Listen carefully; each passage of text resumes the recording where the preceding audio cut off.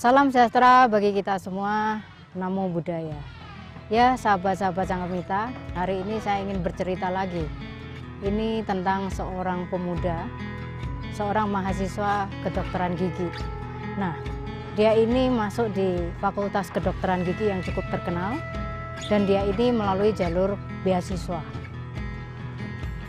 Suatu hari dia datang kepada saya untuk meminta saran, karena dia lagi naksir sama seorang wanita, dan wanita yang ditaksir itu adalah temannya, salah satu mahasiswi di kedokteran gigi juga.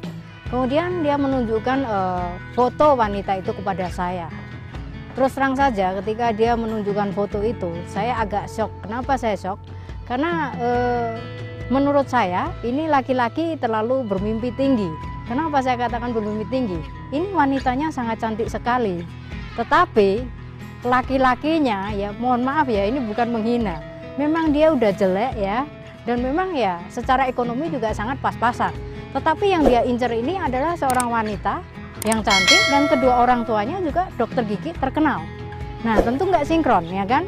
Jadi pada waktu itu dia meminta saran kepada saya, bagaimana supaya istilahnya wanita ini bisa menjadi istrinya dia. Nah terus terang saja saya sebenarnya tidak tega kalau memang mereka nantinya benar-benar jadian, karena nggak sinkron buat saya. Sehingga akhirnya waktu itu saya mikir bagaimana caranya supaya orang ini mundur. Jadi akhirnya pada waktu itu saya justru menyarankan begini, Anda buatlah satu kebaikan yang berkesinambungan dan diniatkan dengan tujuan ini. Misalnya Anda niatkan untuk supaya wanita ini bisa jadi istri Anda. Nah, kebaikan yang berkesinambungan misalnya Anda melakukan puasa atau vegetarian. Nah terserah Anda mau pakai model seperti apa. Dan itu jangan dalam waktu yang singkat. Misalnya lakukanlah dalam jangka 2 tahun. Nah saya waktu itu menyarankan 2 tahun karena saya pikir kalau sudah disuruh 2 tahun ya pasti. Nah, ada laki-laki yang mau wanita sampai 2 tahun berpuasa dan sebagainya. Nah singkat cerita 2 tahun kemudian dia menemuin saya. Dia ceritanya agak setengah protes kepada saya karena dia mengatakan pada saya begini, dia sudah melakukan puasa versi dia, yaitu dia makan nasi putih dengan sirup. Saya nggak tahu dia makan nasi putih dengan sirup atau langsung dicampur, ataukah dia makan nasi putih kemudian minumnya sirup. Nah itu saya nggak pertanyakan.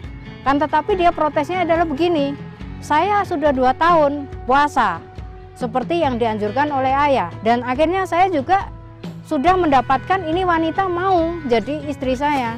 Tapi masalahnya sekarang muncul, yaitu orang tuanya nggak setuju. Nah, jadi dia protes kepada saya. Wanita ini udah mau jadi istrinya, orang tuanya nggak setuju. Sia-sialah dia 2 tahun berpuasa. Jadi waktu itu saya tanya sama dia, jadi Anda waktu itu berdoa niatnya apa? Berpuasa selama 2 tahun niatnya apa? Nah lalu dia mengatakan, oh, niat saya kan supaya wanita ini mau jadi istri saya. Nah berarti kan nggak salah, wanita ini benar-benar sudah mau jadi istri Anda. Nah jadi salahnya ada di Anda. Kenapa niat Anda itu nggak sekalian lengkap? Coba waktu itu Anda meniatkan misalnya supaya wanita ini bisa menjadi istri Anda, orang tuanya merestui, bila perlu warisannya sekalian jatuh ke Anda. Nah kalau seperti itu kan berarti Anda nggak perlu protes ke saya. Di sini Anda yang salah, ya kan? Nah, akhirnya dia melakukan puasa lagi khusus untuk orang tuanya. 2 tahun kemudian, ya, saya mendapati orang ini sudah berhasil menikahi wanita ini, dan akhirnya oleh orang tua dari pihak wanita ini, mereka juga dibikinkan sebuah supermarket. Ya baiklah, ini hanya sekedar intermezzo dan cerita bahwa sesungguhnya ketika kita ini ada doa, ada keinginan, ada wish, sebaiknya kita teliti dan detail dalam mengatakan wish kita, apa yang menjadi niat kita.